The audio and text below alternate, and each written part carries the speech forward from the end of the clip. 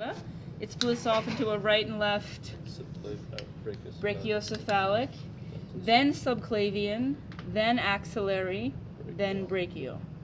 Right? So same vessel, just look to see where. Is it by the clavicle? Subclavian. Is it in the armpit? Axillary. Arm, brachial. Now, in the human, we know that there's 3 arterial branches of the aortic arch. Brachiocephalic, common carotid, left subclavian. In the cat, there's only 2, right?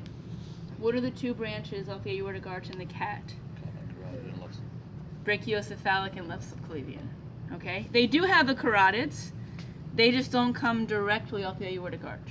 So the 2 branches of the aortic arch in the cat, brachiocephalic, left subclavian. The arteries are named the same, right? So left subclavian, axillary, brachial.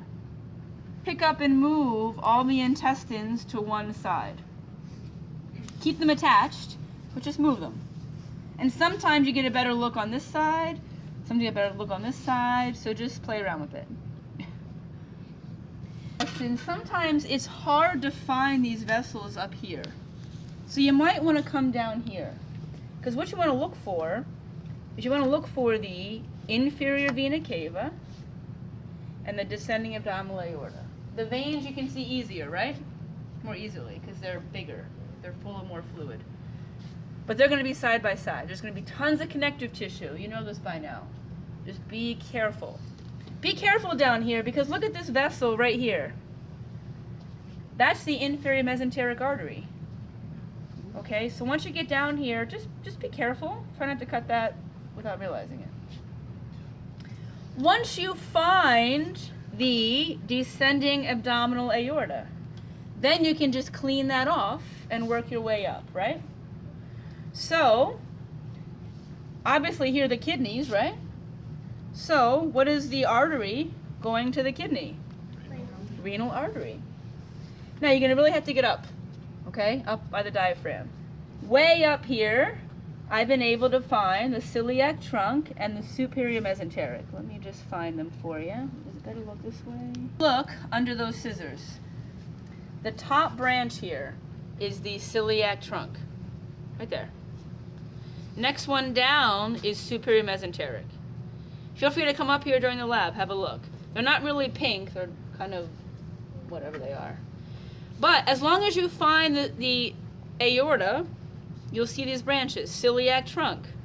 The celiac trunk, if you can, find some of the branches. I am not going to ask you those branches on the cat. Just be able to memorize them. Hepatic, splenic, left gastric. But if you have them memorized, it makes it easier, right? So when you come here, there's a pin on the practical. You see it's an artery. So you automatically index to the artery list. Trunk. This is the next one down, superior mesenteric. You can also just look to see where it's going. The superior mesenteric feeds the intestines, right? So where is this going? Intestines. Where's the celiac trunk going? Higher. Here's the stomach, here's the spleen, right? So celiac trunk, superior mesenteric, renal.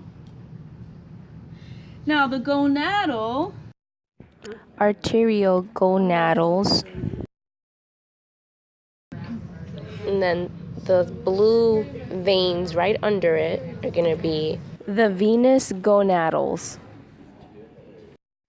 and they are deep to the inferior mesentery, which connects to the distal large intestine.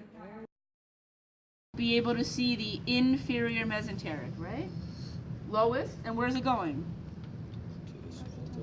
The poop chute, right? Distal large intestine. Just seeing if I can make you remember it. For the veins, it's harder. The top venous branch is what? Hepatic, right? It's really hard to see the hepatic one. So on demo cat, I wasn't able to see a good hepatic vein. However, if we find one, you'll know what it is. What's the highest branch that connects to the inferior vena cava? Has to be the hepatic, right? The renal, no one should miss renal. And then gonadal. Hepatic vein, I really couldn't find a good one. It almost blends in with the liver, so it's really hard. So, but you'll know if I do happen to find one, it's going to be blue, and it's going to be the highest one. That is it.